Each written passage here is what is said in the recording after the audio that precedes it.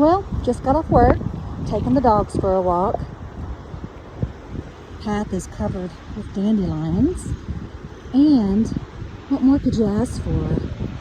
A view like this when you're walking the dogs.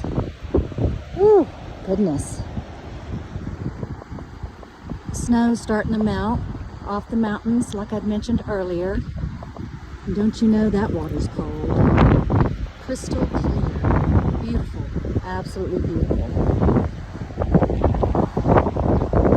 It's a bit windy.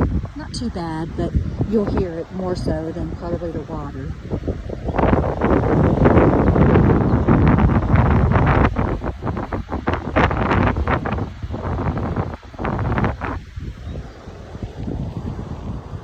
Having to carry this one. Not that one. He's a stiff armor. He doesn't like to be carried or picked up. He's a no-hugger. But he does like to cuddle on his own terms. I guess he's part cat. Maybe that's the wolf in him, maybe? I don't know. But I did hear a cool story, and I'll share it with you. I was at the farmer's market a couple of weeks ago, and a gentleman told me that the Australian Shepherd, which is what he is, he's a mini, they're made up of 4 breeds of dogs. They're not a purebred, and that's the reason why. What happened was, back in the 1800s, when the ranchers were trying to ward off the wolves and the coyotes, they started off with a blue lacy breed. And they found that the blue lacy wasn't fast enough or aggressive enough to fight off the wolves, to outrun the wolves, let me correct myself, or fight off the coyotes. So they took the blue lacy from Kentucky up north toward Canada and bred the blue lacy with a coyote. So after they bred that particular dog, they then found that, well,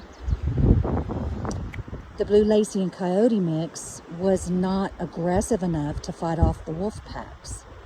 So then they took that particular breed, bred it with a wolf. So then you have your 3 breeds, the blue lacy, the coyote, and the wolf. After experimenting with that hybrid dog, they found that it wasn't fast enough to run away from the wolf packs when protecting their ranch animals. So then they did one more breed. They bred with the greyhound.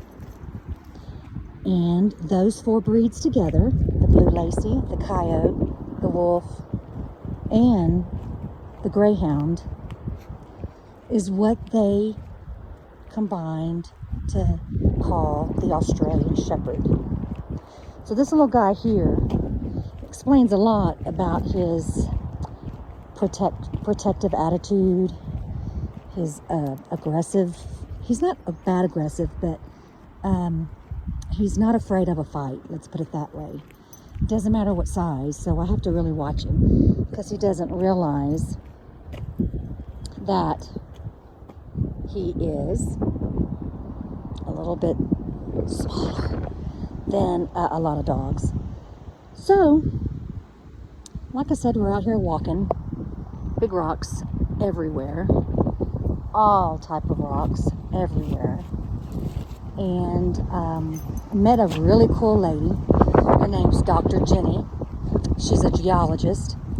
And she was telling me all the different rocks she's found up in this area, and that they're unique rocks to the entire planet, that they cannot be found anywhere else, because this part of the country has specific minerals that are unique to the area, as well as the mountains and the volcanic eruptions that happened thousands of years ago that have created rocks of all different types and sorts. And I'm learning from her these particular rocks. She gave me a good handful, and they're absolutely beautiful.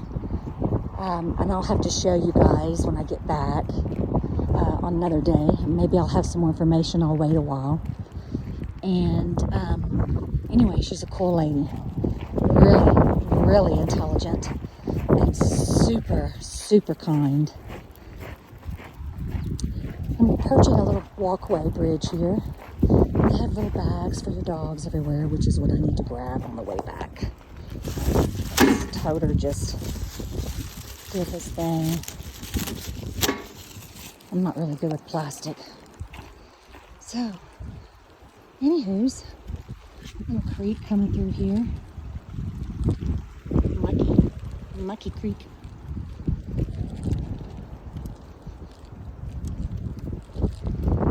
So anyway, guys, I will talk at you later, and have a great day till we talk again. Adios.